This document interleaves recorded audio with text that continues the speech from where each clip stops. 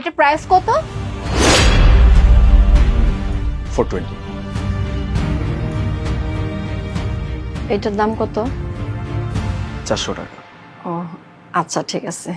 Aunty, আপনি এটা নিয়ে যান, এটা আপনার জন্য আমার জন্য ফ্রি? হ্যাঁ, আপনার জন্য ফ্রি, নিয়ে যান। আমি কিন্তু সত্যি সত্যি নিয়ে যাব। আমার কাছে কিন্তু কোনো টাকা পয়সা নাই বাবা। আমি তো আপনাকে বললাম এটা আপনার জন্য ফ্রি, আপনি নিয়ে যান। আপনি যদি আরেকবার জিজ্ঞেস করেন আমি কিন্তু রেখে দিব। না বাবা ঠিক আছে, তোমার অনেক ধন্যবাদ বাবা।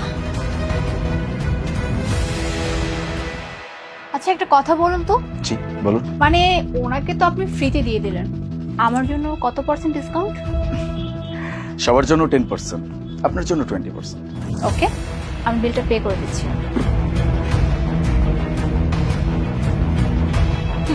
Done. আচ্ছা একটা কথা বলুন তো আমাকে, মানে আপনি যেখানে বিজনেস করতেছেন, মানে আপনি যেভাবে বিজনেস করতেছেন এতে করে তো আপনার বিজনেস লাঠে উঠে যাবে, মানে আপনার তো কোনো লাভই হবে না, আপনার শুধু লোকসানই হবে। এভাবে বিজনেস করলে হবে কি করে বলুন তো? আচ্ছা একটা কথা বলুন তো, আপনি কি আদৌ লাভের জন্য বিজনেস করতেছেন নাকি লোকসানের জন্য, কোনটা? যখন কেউ কোনো ব্যবসা করতে নামে তখন সেই মানুষটা লাভ করার জন্যই নামে। আমিও লাভ করার জন্যই নামছি। এটা তো আজব কোশ্চেন করে ফেললেন আপনি আমাকে।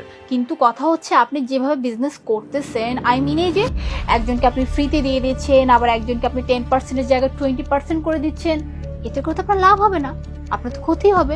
তাহলে এই বিজনেস করে লাভ কি বলুন তো? আসলে হয়েছে কি, আমি ওনাকে যে ওষুধটা দিছি এটার অনেক প্রয়োজন ছিল ওনার, আর ওনার কাছে টাকাও ছিল না, এটা আমি খুব ভালো করে জানি। দ্যাটস ওয়াই আমি এটা ওনাকে ফ্রিতে দিয়ে দিছি। ওয়েল, মানলাম যে ওনার কাছে টাকা ছিল না, বাই দ্য ওয়ে, বাট আপনি কি করে জানলেন যে ওনার কাছে টাকা ছিল না এই ওষুধটা নেওয়ার, এর জন্য আপনি ফ্রিতে দিলেন? হ্যাঁ, এটা আমি বুঝতে পারছি, কারণ গত 3 দিন যাবৎ এই মানুষটা আমার ফার্মেসিতে আসতেছিল, এসে শুধুমাত্র এই ওষুধটার দাম জিজ্ঞেস করে দেন চলে যায়। যখনই আমি বলি এটার দাম 400 টাকা, সেটা সে শুনেই চলে যায়।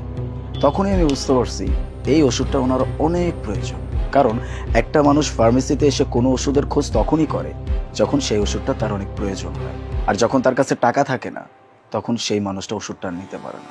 এই জন্যই আমি ওষুধটা ওনাকে ফ্রিতে দিয়ে দিয়েছি। আসলে ব্যাপারটা হয়েছে কি, আমাদের প্রত্যেকটা মানুষেরই উচিত যার যার নিজ নিজ জায়গা থেকে, নিজ নিজ কর্মসংস্থান থেকে প্রত্যেকটা মানুষকে সাহায্য করার চেষ্টা করা। আমরা জানি না আমরা ঠিক কতটুকু করতে পারবো, কিন্তু চেষ্টা করতে তো বাধা নেই, তাই না?